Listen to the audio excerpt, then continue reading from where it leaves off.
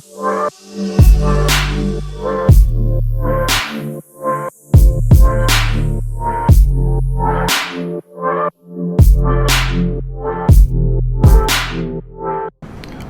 привет! На связи Василий, и сегодня поговорим про 5 недостатков жизни на Бали. Это сугубо мое личное мнение, и для кого-то это может оказаться совсем не проблемой.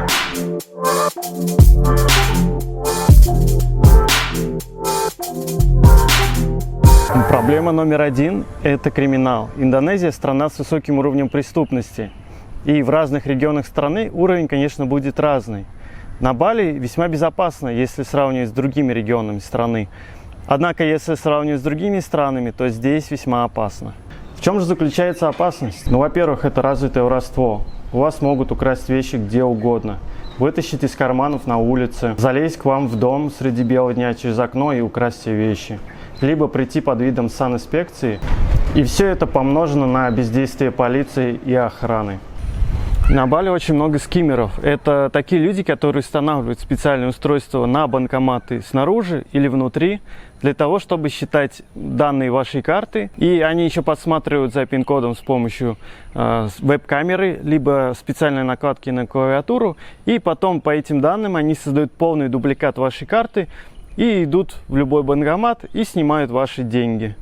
Кстати, скиммерами бывают не только местные, но и очень много приезжих скиммеров. Я слышал и про арабов, и про русских, которые промышляют таким. Или вот вам примеры обычного воровства. Например, в чате в русском обсуждалась эта история.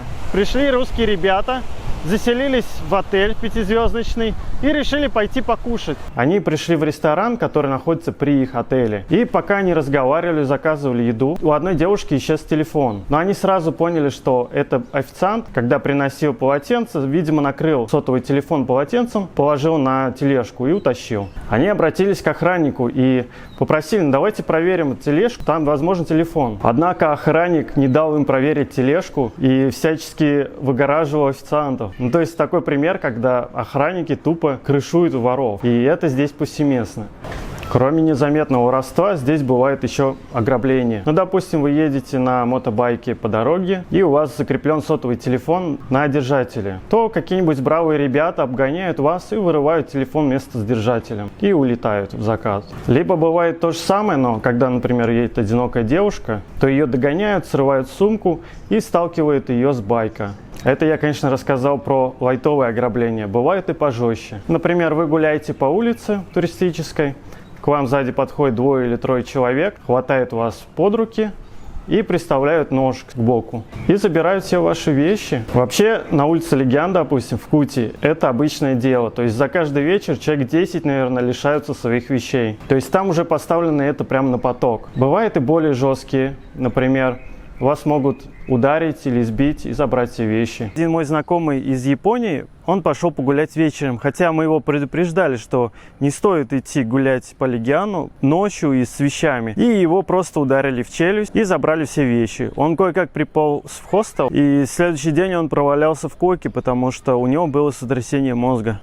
Когда я довольно-таки долго жил в хостеле, то такие истории я слышал постоянно. Ну, например, вот мои знакомые, 3 здоровых британцев, они гораздо крупнее, чем я, пошли погулять. Но они думали, втроем идут и будет безопасно. Однако их окружила толпа, человек 10 или 15, и просто прошмонали им все карманы.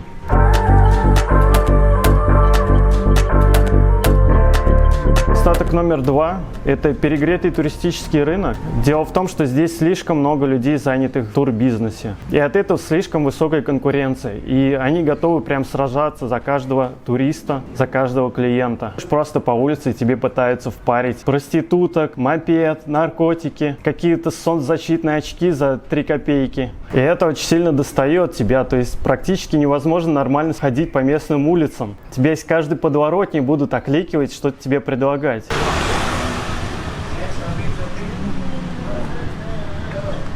А иногда они просто вымораживают. Например, идешь по улице, и где-то в метрах 50 от тебя, на другой стороне улицы, чувак такой машет руками: «Эй!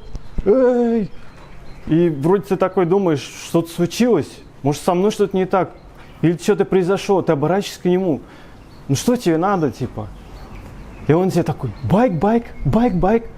Даже в наушниках они будут тебя донимать. Вот ты идешь в наушниках, то продавцы будут просто преграждать твою дорогу для того, чтобы тебе что-то впарить.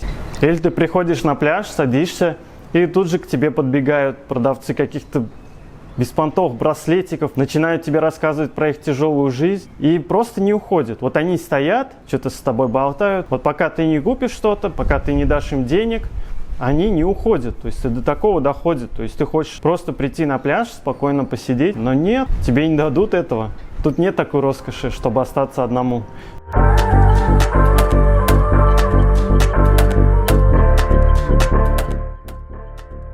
Недостаток номер 3 – это плохая инфраструктура для прогулок. Здесь нету ни парков, ни нормальных тротуаров. Прогулки – это вообще мое любимое занятие в новом месте. Приехать в город, пройтись. Когда ты ходишь спокойно, ты замечаешь много деталей, много интересных вещей, которые, например, ты не заметишь, когда ты на велосипеде или на мопеде, а уж тем более на автомобиле. Когда я первый раз приехал на Бали и поселился в Северном Ченгу, это уже такая деревня, можно сказать, я решил пройти и прогуляться. Я вышел из отеля и увидел дорогу где-то метров 4 в ширину, то есть два автомобиля прям впритык разъезжаются, а обочины нет совсем. То есть идет асфальт, а после нее скат в канаву. И только ты идешь, мимо тебя проносятся грузовики так, что практически тебя задевают. И я сразу выкинул эту идею по прогулке и просто арендовал мопед. И, например, на мопеде здесь передвигаться еще возможно, но когда туристический сезон, на автомобиле вообще нереально ездить здесь. Во всех улочках стоят большие пробки, и, например, какую-нибудь маленькую улицу вы можете проезжать 2 часа. Без шуток, реально 2 часа можете стоять в пробке. Такой пробки, которая вообще не двигается. Изначально, конечно, Бали – это сельская местность, и поэтому здесь все сделано по сельским традициям. Это узкие улочки, ну и кроме того, у них места мало. Здесь узкие улочки для мопедов, для гужевых повозок, возможно. И все это не проектировалось для автомобилей. И когда начался туристический бум, тут стал переизбыток автомобилей, потому что приезжают богатые туристы, и они не хотят ездить на мопедах, они хотят на автомобиле. И поэтому автомобилей здесь очень много, но местные дороги не могут выдержать весь этот поток.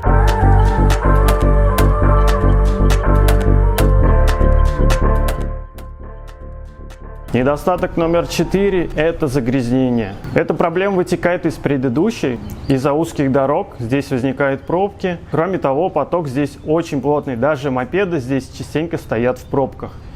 И от этого тут очень много выхлопов. Но кроме загрязнения воздуха, меня сильно раздражает шумовое загрязнение.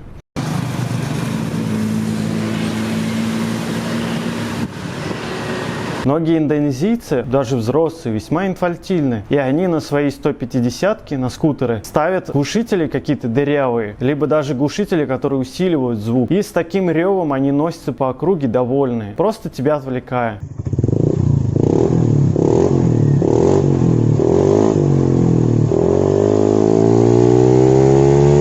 Тут бывает иногда очень забавно. Ты едешь просто по какому-то тоннелю, и люди едут и сигналят. Просто для прикола им нравится слушать это отражение звука от стен. Едет чувак, и в округе никого, и сигналить некуда. И он едет и сигналит. Блин, у них такой прикол. Может, им нравится, чтобы было громко. Но мне кажется, многие люди просто любят внимание, и как бы они забирают у тебя это внимание. Конечно, можно решить эту проблему и уехать куда-нибудь подальше, в деревню, и там наслаждаться тишиной. А если вы приедете сюда в сезон дождей, это обычно декабрь, январь, февраль, то еще в море вы увидите кучу мусора. На пляже и в воде плавает такая взвесь из пластика и различного мусора. Дело в том, что когда меняются течения и ветра, то весь мусор с Явы приносит именно на Бали. Можно, конечно, уехать на юг или на восточное побережье, и там будет мусора гораздо меньше. Но если вы привыкли здесь жить в Ченгу, в Куте или в Семеньяке, то это будет реальная проблема. Хочу сказать, что балийцы очень опрятные, и если вы едете в какую-то балийскую деревню, она будет очень чистая. Обычно грязь, выбросы, и все это вы можете видеть только в таких переполненных туристических местах.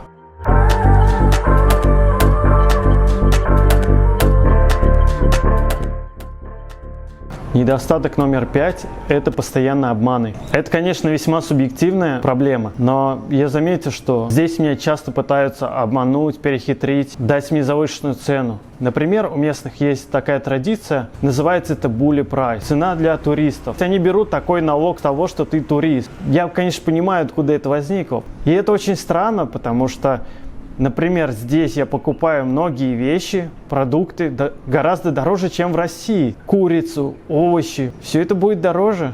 И вообще мне не нравится сама вот эта дискриминация. Например, у меня был такой случай. Мы с другом индонезийцем решили пойти постричься. Ну и зная местные традиции, он заходил первый в парикмахерскую и спрашивал, сколько стоит стрижка. Ему, например, говорили 25. Потом я захожу туда же, и владелец сразу говорит, нет, ему 50 и тебе 50, потому что ты с ним. То есть доходит до такого. Люди напрямую говорят, что нет, мы не дадим тебе нормальный ценник, вот тебе ценник в 2 раза выше. В итоге мы посетили 2 или 3 места, и везде одинаковые. И в итоге мы пошли в то место, где дороже, и для него, и для меня, но ценник одинаковый. Мы стриглись за 80, он мог бы там за 25 или даже за 50 постричься, но пошел в знак солидарности со мной. И потом он мне признался в том, что ему стыдно из-за такого вот менталитета людей. Был во многих странах, ну, кроме Европы, в Штатах, в Азии, и говорит, везде с меня брали цену для местных и нигде не пытались мне продать в 2 раза дороже. Дело в том, что во многих магазинах здесь просто нет цены. Все ценники у продавца в голове. И ты приходишь, и он тебе называет любую цену от балды. Это может быть в 2, иногда в 5 или даже в 10 раз дороже, чем на самом деле. Для меня это дискриминация, я просто не хожу в такие места. Или, например, есть кафе, где меню тоже без ценника. Я вижу такое меню и просто разворачиваюсь и ухожу. Для меня это неприемлемо. Это вопрос принципа, а не денег. Кстати, такое случается даже и с местными индонезийцами, которые приехали на Бали из других регионов. То есть местные продавцы уже по акценту понимают, откуда человек, и дают ему выше цену. То есть дают ту же самую цену для туристов. Например, для меня будет цена в 2 раза дороже, то для него будет в 1,5 раза, если он из какой-нибудь Джакарты. Ну и дам бонусом еще одну проблему, это правовая беззащитность. Например, вы едете по дороге и случилась авария по вине местного жителя. Он начинает вой, крик, сразу собирается толпа и виноват, конечно, становитесь вы. Еще вызовут полицию, то приедет полиция, и вы будете платить ему за ремонт и еще полиции за то, что они приехали. Но на самом деле меня больше всего поразило то, что они делают то же самое со своими согражданами. Но приезжает, например, человек из Суматры или с Явы и попадает в аварию. То один из так называемых местных, то есть человек, который здесь прожил довольно-таки давно, начинает вой и также делает его виноватым.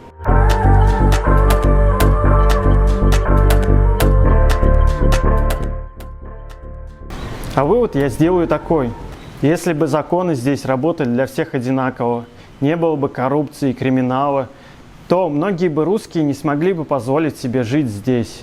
Поэтому все эти недостатки выливаются в один огромный плюс. Это доступный уровень жизни. Поэтому я остаюсь благодарным этой стране за гостеприимство. И все эти недостатки лишь мелочи, на которые я стараюсь не обращать много внимания, а концентрируюсь на хороших вещах. Их действительно здесь очень много. И я, например, делал видео. Если не смотрели, то посмотрите про 5 плюсов жизни на Бали. Я хочу продолжить и сделать еще 5 плюсов, потому что плюсов здесь очень много. Всем спасибо за просмотр. Пока-пока.